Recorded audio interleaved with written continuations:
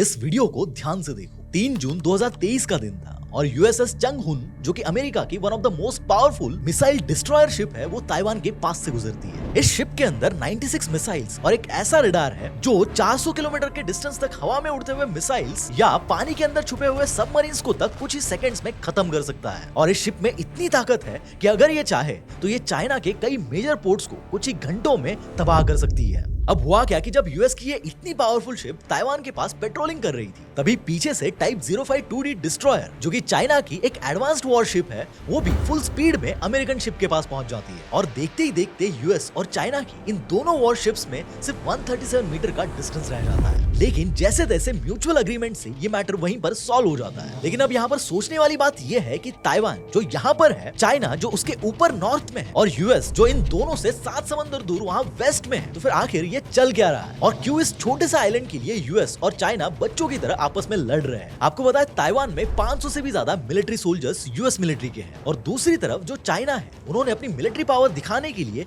पिछले साल $21 billion worth की मिलिट्री एक्सरसाइज की थी, जिसकी वजह से ताइवान में रहने वाले लोगों को अपने सर के ऊपर से डोमेस्टिक एयरलाइंस की नहीं बल्कि चाइना के वॉर प्लेन्स की आवाज सुनाई दे रही थी।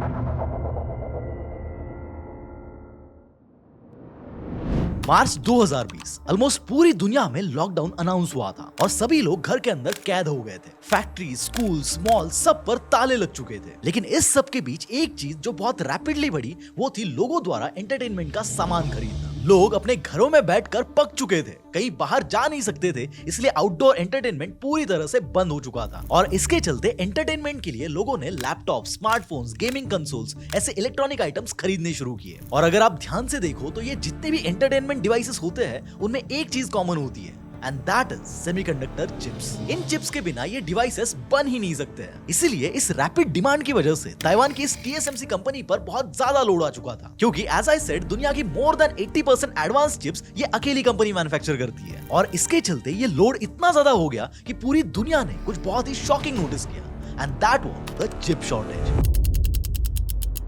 ये साल 2022 की कुछ फोटोज है, इन्हें ध्यान से देखना। ये जो कार्स है वो पूरी तरह से बनकर रेडी है, इनमें इंजन इंस्टॉल्ड है, इंटीरियर डन है, सब कुछ रेडी है। लेकिन फिर भी ये कार्स फैक्ट्रीज में धूल खाती हुई पड़ी है। पता है क्यों? क्योंकि इनमें हमारे नाखून से भी पतला एक कंपोनेंट मिसिंग है, and that component is nothing but a semiconductor chip. ये सारी गाड़ियां सिर्फ चिप शॉर्टेज की वजह से फैक्ट्री से बाहर नहीं निकल पा रही थी। रिसेंटली टाटा ने जो सियरा लॉन्च की है, वो भी 99.9% बनकर रेडी हो गई थी, लेकिन इसी चिप शॉर्टेज की वजह से वो शोरूम तक नहीं पहुंच पा रही थी। इवन फोर्ड, उनकी भी लगभग 60,000 कार्स और जनरल मोटर्स की 95,000 कार्स उनके फैक्ट्री यार्ड्स में खड़ी थी, पर वहां से हिल नहीं पा रही थी, just because of this chip shortage। Taiwan में बनने वाली ये चिप्स आज इतनी इंपॉर्टेंट है कि इसके बिना गाड़ी के एयरबैग, सेंसर्स, ब्रेकिंग सिस्टम्स कुछ भी काम नहीं करेगा। काम करना छोड़ो, इन चिप्स के बगैर गाड़ी शुरू भी नहीं होगी। ये सेमीकंडक्टर चिप हर डिवाइस में बेसिकली एक ब्रेन की तरह काम करती है, जो कई सारे कैलकुलेशंस करती है, डेटा स्टोर करती है और उस डिवाइस के कॉम्प्लेक्स सिस्टम्स को भी कंट्रोल करती है। अब जब ये चिप शॉर्टेज चल रहा था, तब इन कंपनीज ने सोचा कि शायद एक आध 2 हफ्ते में ये चिप्स अवेलेबल हो जाएंगे, लेकिन ये महीनों तक डिले हो गया और इनकी कार्स वैसी फैक्ट्री में धूल खाती हुई पड़ी रह गई। और आज की डेट में ये जो एडवांस चिप्स है, वो weapons, missile, fighter jets, phones, cars, AC, watch, laptop almost हर सेक्टर में यूज होती है। इवन गोल्डमैन सैक्स की एक रिपोर्ट है जिसमें उन्होंने कहा है कि स्टील से लेकर रियल एस्टेट तक, दारू से लेकर फिल्म इंडस्ट्री तक, गाड़ी से लेकर आईफोन तक, ऐसी 150 से भी ज्यादा इंडस्ट्रीज का प्रोडक्शन ताइवान की इन चिप्स के बगैर रातों रात रुक सकता है। इसीलिए इसी से आप समझ जाओ कि ताइवान की ये TSMC कंपनी दुनिया के लिए क्यों और कितनी जरूरी है।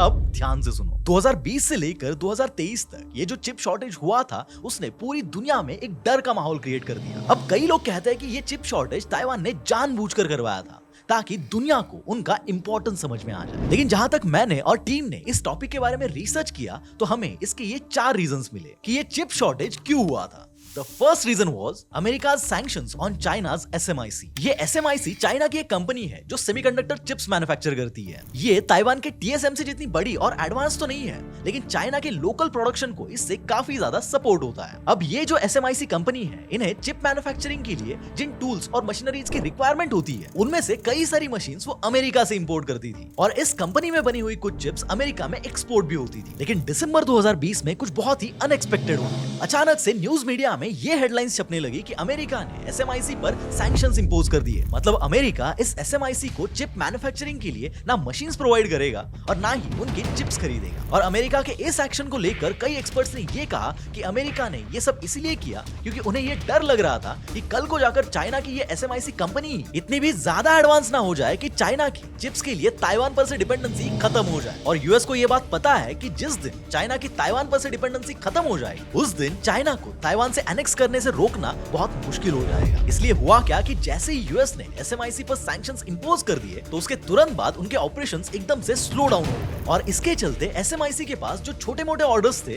वो ताइवान की टीएसएमसी के पास डाइवर्ट हो गए, जिससे ऑटोमेटिकली टीएसएमसी पर लोड बढ़ गया। अब इस चिप शॉर्टेज का दूसरा रीजन था नेचुरल कैलामिटी। 2021 में ताइवान में सूखा बढ़ गया था जिससे वहां पर पानी का भयंकर शॉर्टेज चल रहा था। और ये चिप मैन्युफैक्चरिंग का जो प्रोसेस होता है उसमें कूलिंग, क्लिनजिंग, केमिकल वॉशिंग ऐसे हर स्टेप में हर दिन मिलियंस ऑफ लीटर्स पानी लगता है। इसलिए इस सूखे की वजह से चिप का प्रोडक्शन ऑटोमेटिकली स्लो डाउन हो गया। चिप शॉर्टेज का तीसरा रीजन था रशिया यूक्रेन वॉर।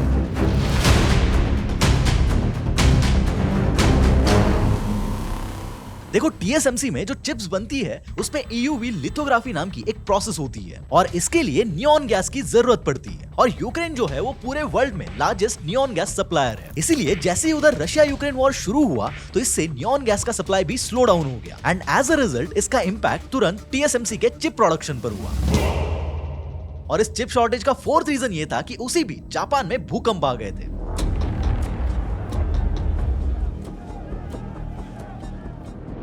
जिसके चलते अगेन चिप बनाने के लिए कुछ इंपॉर्टेंट मटेरियल्स जो जापान से आते हैं उसका भी सप्लाई रुक गया था। अब ये सब कुछ एक साथ हो रहा था। एक तरफ कोविड के बाद इलेक्ट्रॉनिक्स की डिमांड बढ़ गई थी जिसके चलते ऑटोमेटिकली चिप्स की डिमांड भी बढ़ गई थी और दूसरी तरफ इन चार रीजंस के चलते वो भी हाई डिमांड के टाइम पर ही टीएसएमसी का चिप प्रोडक्शन भी स्लो डाउन हो चुका था। इस सब के चलते टीएसएमसी को लिटरली प्रायोरिटी लिस्ट भी बनानी पड़ी थी, किस कंट्री के कौन से कंपनी को प्रायोरिटी दी जाएगी। और धीरे धीरे ये सब कुछ एक चेन रिएक्शन में कन्वर्ट हो गया और इसी वजह से ये चिप शॉर्टेज क्रिएट हो गया। लेकिन इस इतने बड़े प्रॉब्लम में भी एक ट्विस्ट था। हुआ यूं कि ये चिप शॉर्टेज भली एक आउटकम था मल्टीपल डिफरेंट इंसिडेंट्स का, लेकिन इससे यूएस, चाइना और पूरी दुनिया समझ चुकी थी कि ताइवान टेक्नोलॉजी वाइज क्या पावर होल्ड करता है। ऐसा नहीं कि यूएस और चाइना को इससे पहले ताइवान का इंपॉर्टेंस पता नहीं था, उन्हें इससे पहले भी ताइवान का इंपॉर्टेंस पता था। लेकिन वो होता है ना कि जब आप बीती हो जाती है और कोई चीज हाथों से छूटते हुए नजर आती है तो उसकी वैल्यू आपकी नजरों में और भी ज्यादा बढ़ जाती है। और ऐसा ही कुछ इस चिप शॉर्टेज के बाद हुआ। पूरी दुनिया समझ चुकी थी कि ताइवान को भले ही कोई एक ऑफिशियल कंट्री माने या ना माने, एरिया वाइज ताइवान भले ही बहुत छोटा होगा, लेकिन ये छोटा सा आइलैंड इतनी इमेंस पावर होल्ड करता है कि वो अगर चाहे तो रातों रात ग्लोबल इकोनॉमी को घुटनों पर ला सकता है। इसलिए हर कंट्री ये भी समझ चुकी थी कि आज की डेट में जो भी ताइवान को कंट्रोल करेगा वो इनडायरेक्टली फ्यूचर को कंट्रोल करेगा। और इसी के चलते इस चिप शॉर्टेज के बाद एक इनविजिबल वॉर शुरू हो गया। And that brings me to the next chapter of this documentary.